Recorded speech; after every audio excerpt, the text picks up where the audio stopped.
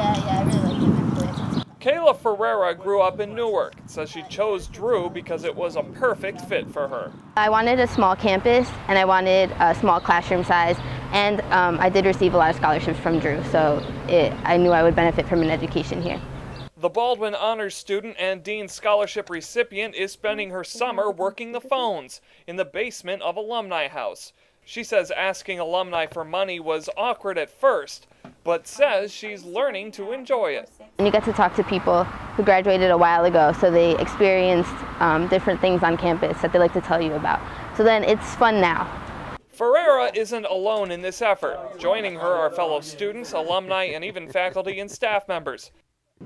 Patrick Dolan is a professor of psychology at Drew, and he says he encourages alumni to remember their time in the forest.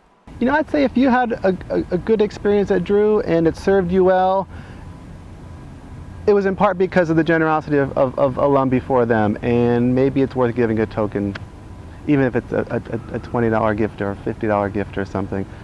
Now, while the University Advancement Office would love to bring in huge gifts every time, they say they value small donations equally. They say alumni participation numbers have major influence over how outside groups look at Drew.